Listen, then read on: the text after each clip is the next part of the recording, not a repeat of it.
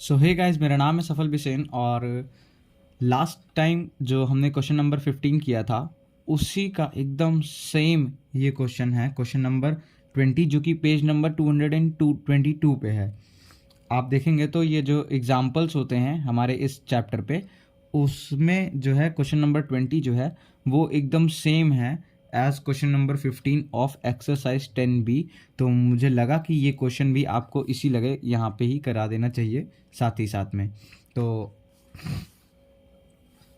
आइए देखते हैं। One end of a uniform chain A B C of length L attach to a fix point A। फिर से ये क्या कह रहा है हमारा कि हमारे पास एक चेन है जिसकी लेंथ कितनी है, L है, और वो हमारे किसी एक पॉइंट A पे फिक्स पॉइंट है, उस पे अटैच्ड है और at a height h above the rough table. एक टेबल है, रफ टेबल है, जिसके h हाइट ऊपर जो है ये अटैच है हमारी चेन। और ये चेन कुछ इस तरह से आई है और फिर ये जो है यहाँ से स्ट्रेट हो गई है। तो ये हमारी टेबल है।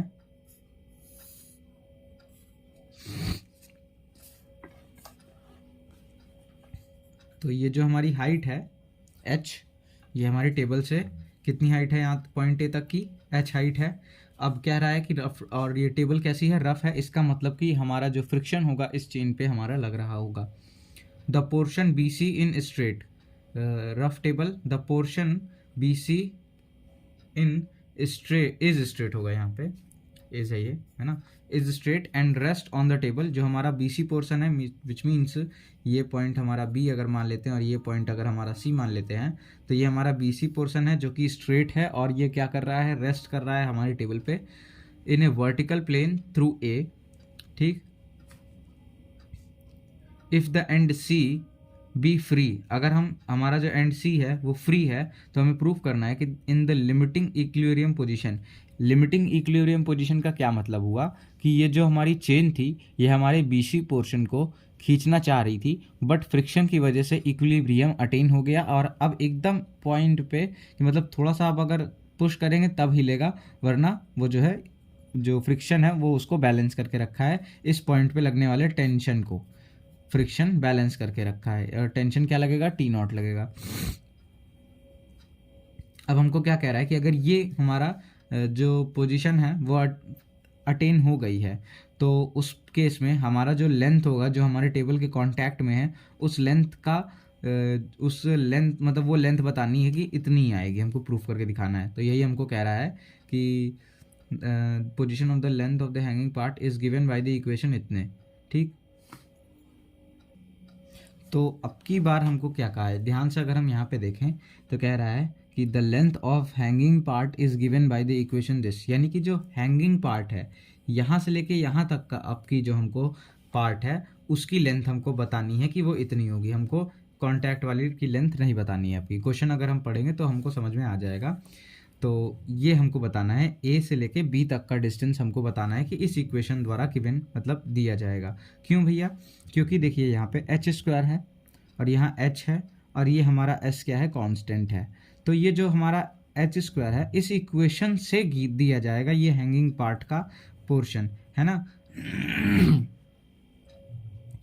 तो s² है, s है, और h² की जगह आप h, तो क्योंकि कांस्टेंट है एक, है ना, तो h² h में ये क्वाड्रेटिक इक्वेशन नहीं बनेगी। लेकिन s में अगर हम देखें तो s में एक क्वाड्रेटिक इक्वेशन बनेगी, s² 2 म्यू h s। तो h², तो हम क्या करते हैं, देखिए आपको बताते हैं हम क्या है।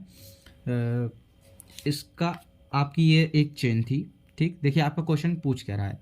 ये एक चेन थी, इसको हम यहाँ से फिक्स पॉइंट से लटकाए थे, जिसका हाइट यहाँ से टेबल से कितना है, h है।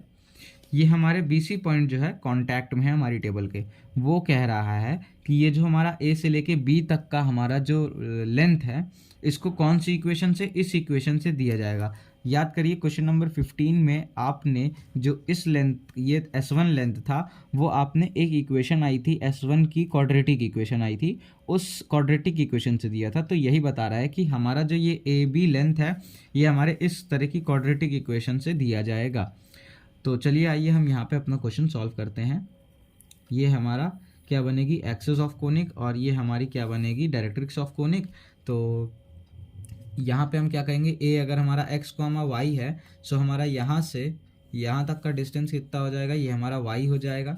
तो हम क्या कह सकते हैं कि ये डिस्टेंस हम सब जानते हैं कितना होता है, ये डिस्टेंस हमारा सी के बराबर होता है।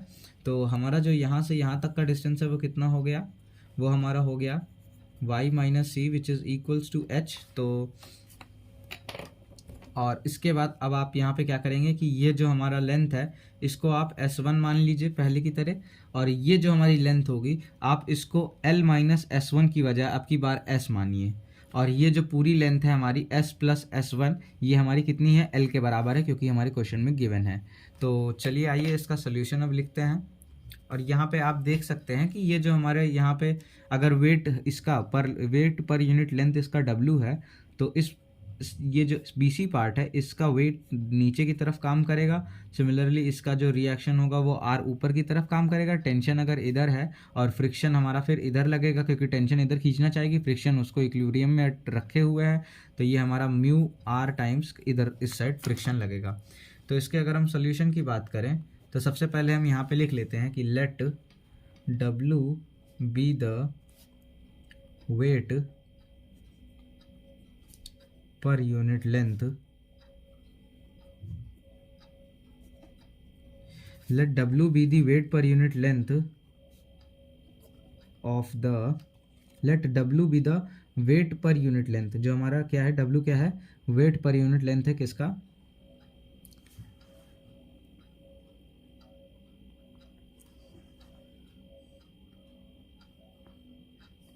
let W be the weight per unit length of the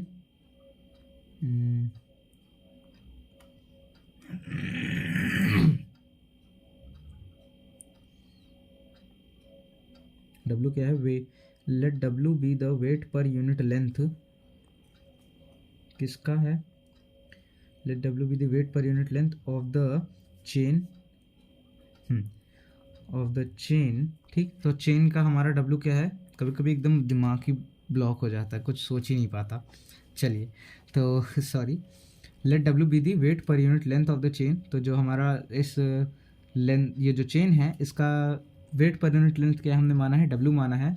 सो इसका जो वेट हो जाएगा, so weight of the chain,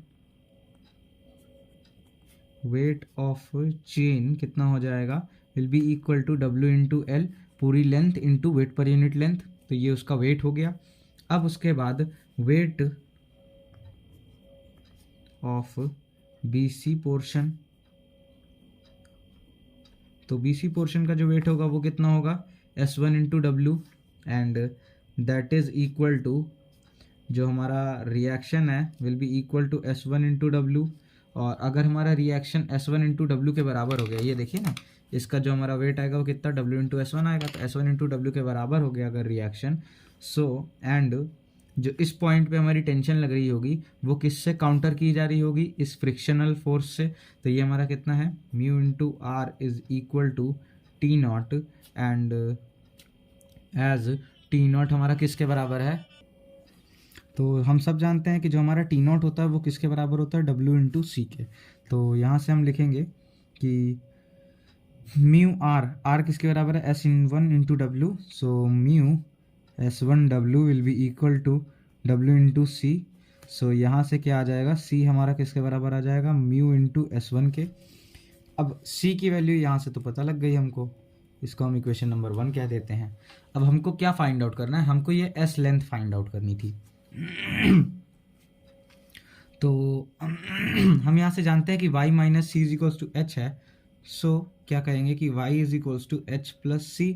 so c की जो वैल्यू अगर हम यहाँ पे पुट करते हैं, so y is equals to H plus mu into S1। So यहाँ से हमको क्या मिल गया, y की वैल्यू भी मिल गई। इक्वेशन नंबर 2 कर लेते हैं। तो अब अगर हमको यहाँ से y और c दोनों की वैल्यू मिल गई है, तो क्या हम यहाँ से अपने इस लेंथ की वैल्यू निकाल सकते हैं, बिल्कुल। तो यहाँ पे लिखेंगे फॉर पॉइंट ए के पास हमारे पास क्या है, Y square is equals to S square plus C square. So Y हमारा कितना है, एच प्लस म्यू S1 का square is equals to S square. S कितना है हमारा, ये लेंथ है, और ये लेंथ हमारी किस तरह से दी जाती है, इसको एस स्क्वायर ही रहने दीजिए आप, है ना। बी पॉइंट से ए तक की आर्क लेंथ हम लेंगे S square plus C square, because हमको क्या निकालना है, एस स्क्वायर ही निकालना है। अब अगर हम यहाँ पे ध्यान से देखें तो S1 को हम S के फॉर्म में अगर लिखना चाहें तो हम जानते हैं कि since L is equal to S plus S1, जो हमारी टोटल लेंथ है वो कितनी है, S1 प्लस S के बराबर है। So S1 will be equal to L minus S। तो यहाँ पे हम S1 को रिप्लेस करेंगे तो कितना आएगा, H plus mu times of L minus S का whole square is equal to S square plus C square. So H square plus mu square L minus S का whole square plus 2 mu H L minus S is equals to S square plus C square. C क्या है sorry, तो यहाँ से आ जाएगा H square plus mu square L square plus mu square S square minus 2 mu square L S plus 2 mu H L minus 2 mu H S is equal to S square plus C की value यहाँ पे रखेंगे mu into S1, mu square into S1 का square, और S1 कितना है, L minus S1, so L minus S1 का square. सो यहाँ पे हमारा आगे कैसे आएगा ये, अब अगर हम देखें तो ये H square plus mu square L square plus mu square S square minus 2 mu square L S plus 2 mu H L minus 2 mu H S is equals to S square plus mu square L square minus plus mu square S square minus 2 mu square L S. So यहाँ पे mu square L square mu square S square और minus 2 mu square L S cancel out हो जाएगा। हमारे पास क्या बच जाएगा, H square plus 2 mu H L minus 2 mu H S is equals to S square. ठीक, तो हमको क्या प्रूफ करना था, यहाँ से हम इसको इधर शिफ्ट करते हैं तो S square plus 2 mu H S is equals to H square plus 2 mu H L. तो यही हमारा प्रूफ करना था और ये हमारा आ गया। और हम यहाँ से इसके बाद आप सीधे लिख सकते हैं कि the length of the hanging part that is S, आपको लिखना होगा the length of the hanging part that is S is given by this equation number 3। इतना आपको लिखना होगा, इसके बाद आपका जो है सोल्यूशन पूरा होगा। सो आई होप आपको ये क्वेश्चन समझ में आया होगा।